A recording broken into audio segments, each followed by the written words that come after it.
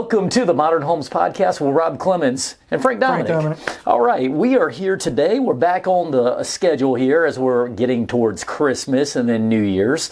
So we're getting towards a fresh start for everybody. I always love New Year's because you can always just, whatever happened in 2024, good or bad, you can have a better year. Let's reset. Yeah. So we figured, at this point, it's a good time to talk about a little bit about, setting your plans for the future and how do you pick who you're going to work with. This is always a thing. Yeah. Too often we get a recommendation to go with somebody, and I don't know that recommendations really mean that much. Now, that's a controversial topic, Frank, but let me tell you why you've got to vet whoever you're dealing with. Mm-hmm. Sometimes somebody goes, you should work with XYZ contractor. A lot in real estate that comes up. Well, it happens a lot, and sometimes for good reason, but sometimes for bad reason. What I mean by bad reason is I'm not saying realtors do this, but I know of some contractors I've heard of doing this. It's almost network level where they say, look, Mr. and Mrs. Johnson, I enjoy working with you, and if you can find me a referral, I'll give you $500. Mm-hmm. Well, now Mrs. Johnson, as they're referring this contractor to you, how do you know that she really thinks they do a good job? Or does she want the $5 Or does she want the 500? So it's really my cautionary tale to people is make sure you're vetting whoever you're vetting before they work on your house. The referral is huge, and believe me, a reference is huge. Referral's huge, but for me, the referral has to be validated by somebody having the service from that referred person. Well, it has to be validated through that, and also you have to validate it yourself. I mean, look, I have a cautionary tale for people in the business. I read recently, it was actually in Realtor magazine, they had a big article on people getting sued for recommending somebody else that did a bad job. Yeah, so here you are, you're just recommending them, you really don't have any skin in the game, and all of a sudden you're getting sued because you recommended somebody that was bad. So my message to the buyers, my message to contractors and realtors are, don't just hand one name out. You should always give a few names. And my message to the person out there who's thinking about hiring somebody, it goes beyond just a referral sometimes. Do your own homework, right? We're going to talk all about this today, Frank, right? For sure. All right. Well, do you have some hot topics for us where people can get started? Touch on the first thing is that you got to vet your referral. You have to figure out, is that referral a friend of a friend? Because there's always a guy with a truck and tools that's going to fix your roof. Mm-hmm. Is that the right guy? Sometimes he is. Maybe he's starting a business, came from a larger company. Yeah. But you got to feel out the referral to find out, how do you know this guy? Have you used them before? Him or her, that kind of thing. So validating is number one. Well, a very underrated one too, because I kind of look at it like this.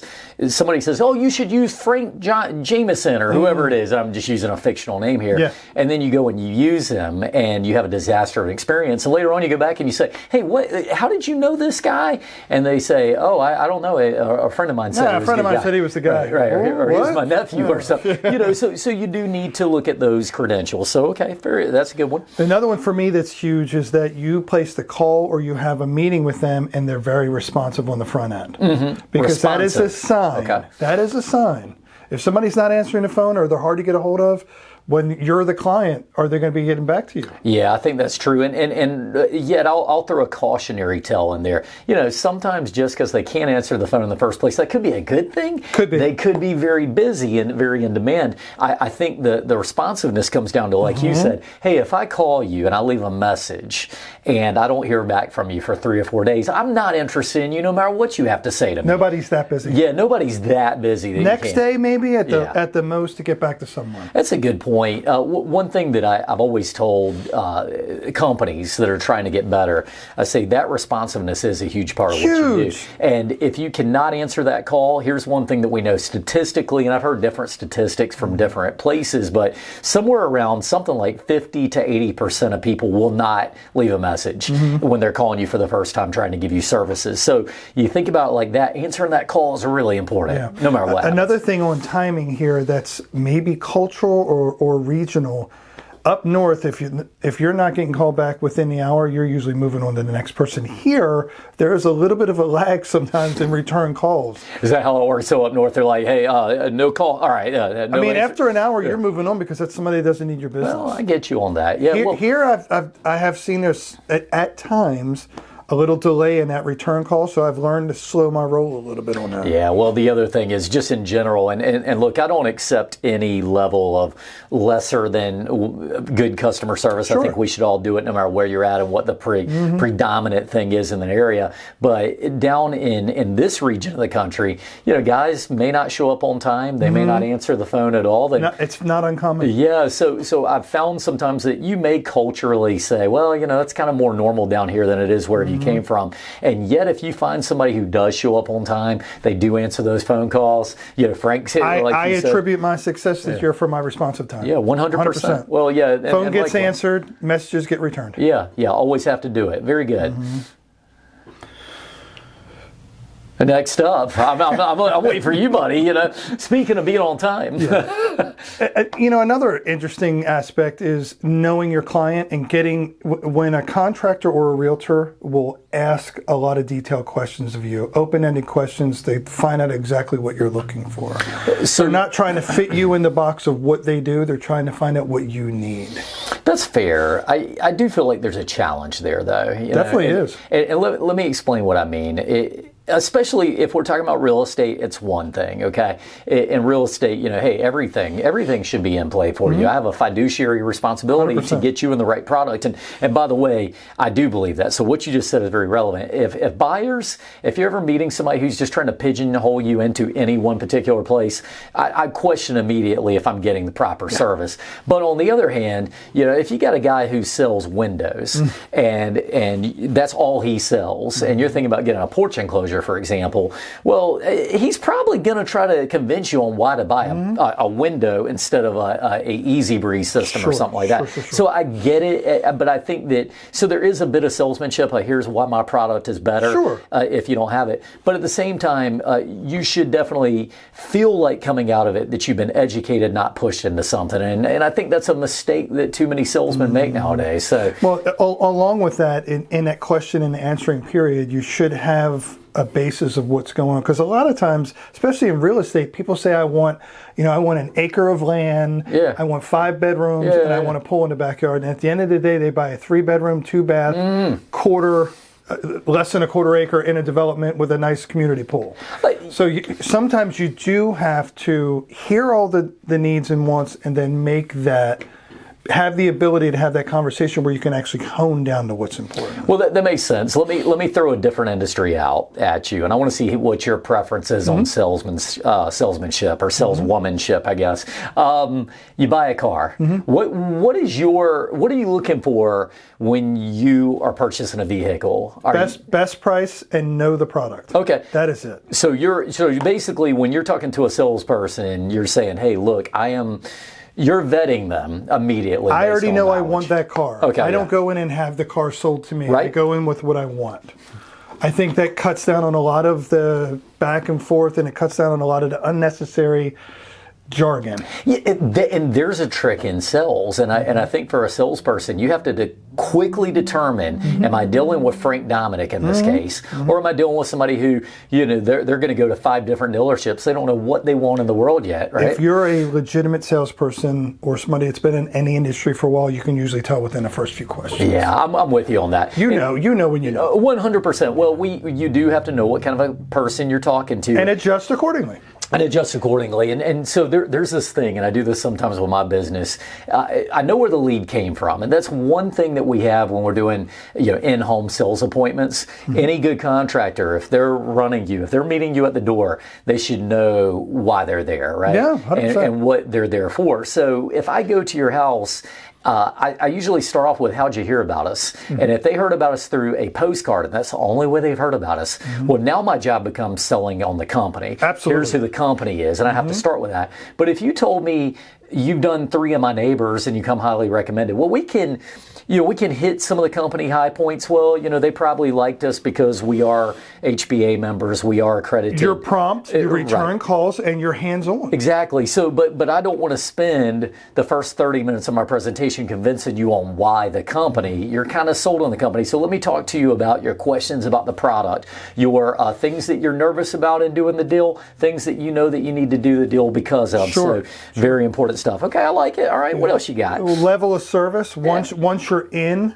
to me, this is kind of a post making a selection, but what kind of, the referral for me typically comes from asking for the referral. We've talked about that before. You got to ask for the business in any kind of a sales environment. But the other thing is providing a service that goes beyond the service. Like I told you. Oh, okay. Yep. Basically, my rule of thumb is when somebody closes on a house with me, my service doesn't stop at the closing. I told you just a few seconds ago, I have a client that bought a house down here. They spend some of the time out of state. I was over cleaning their pool filter out. Man, I need my pool cleaned. What do I have to do? I was showing a house in the neighborhood. I called and I said, when have you been here last? They haven't been here for a week. They'll be here in another week. And I said, do you want me to go check the pool filter? They said, sure. So I went in and checked the pool filter. You know, Frank, I think you may be onto a gimmick. 1 free pool cleaning with every single transaction. 2 if the house is but you do hit something important. And now we're getting into kind of a little bit of, like you said, post picking who you're working with. But I believe a great salesperson, the mark of a great service person of any industry, is how they treat you after the sale has been made. And so I usually will tell new salespeople, I say, look, you sell the deal. Now you got maybe half the battle won, but the rest of the half is through making them happy throughout the process and get more referrals, to go back to what you said a minute ago. I mean, this is a reputation business. Both of us are in a reputation business. Sure. There's thousands of choices for either one of us. What we do here. Yeah, absolutely. Well, okay, and again, let's use something that's apart from picking a realtor, apart from picking a builder or a contractor, but picking a restaurant you're going to go to. If somebody says this is the best restaurant in town, go try it out. You might go off of that, but you might go on Google, look at the reviews. You might go to one of these other review sites before you pick where you're going to go, and then even when you sit down, you're looking at the menu and you're deciding, do they have the product I want? So this is all applicable what we're talking about now. Did you have anything else on your list of ways to pick? I have a couple then, as always, and going back to the vetting, this would be my recommendation to people. What affiliations do they have to their industry? I think that's a biggie. If I'm going to pick somebody who is, and I've said this a number of years, and of course I'm somewhat biased, but as the president of the HBA for 2024 of the state, but I look at a contractor, and one of the first things I like to ask them is, are you a member of the Home Builders Association? Now, this is when I'm picking a builder or somebody in the trade. And they say, oh, no. And I would say, why not? And if they say, well, I got into it, but I really wasn't getting many leads for it, I think your mindset is already wrong. Wrong. That's not a reason to be a member of your trade organization. Now, here's a great reason that you might ask your potential contractor, and they might give you an answer. For sure. Here's what they should say back. Look, this is the industry I chose, and this is one of the biggest trade organizations, the biggest trade organization for my industry. So I wanted to make sure I'm affiliated with the most recent happenings in the industry. Updates on standards, updates on quality of service, updates on things that are being offered in. I mean, there's tons of reasons to be involved. Correct, and it's important to be invested in what you do. So just like if I pick a doctor, I want to know he went to college for that, right? So anyway, the point being, when you're vetting somebody, make sure you do that. And yes, maybe more than one reference might be what you need. Look, it's very tempting to say, my buddy told me you're the person to work with, but call a couple of people and see, hey, can I get a list of references from you?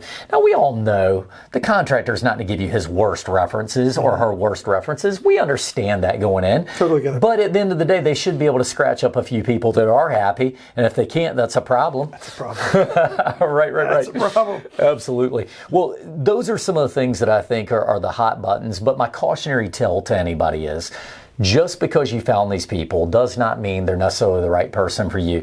And correct. If you're out there and you're in the business and you're recommending people, there's a lot of groups, we know about this, that sure. The whole group is predicated upon recommending somebody else in their group. Yes. We know this. And that's not a bad thing. This is a bunch of people hopefully vouching for each other that are going to see each other week in and week out. And I'm not naming organizations, but this happens. But when you're asking somebody for a referral or a reference of somebody, ask them why, to go back to what you said, why are you giving them as a reference? How do you know them? How long have they been in business? I think that's a biggie. Huge. And just do your homework, make sure you protect yourself, right? I think it's finding out, validate the referral, the responsive time, and also everybody has a gut instinct, and sometimes your gut is going to tell you right or wrong. Gut instinct. Well, that's a biggie. I mean, maybe at the end of the day, do I vibe with this person or not? Yeah. And I think that's an important matchup. Contractor or real estate, it's a commitment of time with another. You're in a relationship with somebody. Absolutely. And for both parties, opportunities foregone, by the way. Oh, yeah. You know, hey, look, if I'm working with you, I may not be able to work with somebody else in the meantime, so we gotta vet each other properly. And like you, I know you do the same thing. I remain in touch with every person that I've closed a deal with. Oh, man, you got to. Well, this is modern times, and there's different ways of doing it. Well, you formed a bond at that moment. You formed a bond. Absolutely. Well, yeah, unless you're just, a person who's only in it for the money. And if so, well, then once again, there may be an issue. Well, listen, Frank, good show today. I appreciate the input as always. This has been how to vet your contractor, your realtor. And look, for more tips on that, go check us out at the Modern Homes Podcast, and we always have more for you. So without further ado, let's go ahead and sign off. We'll see everybody next time on the Modern Homes Podcast.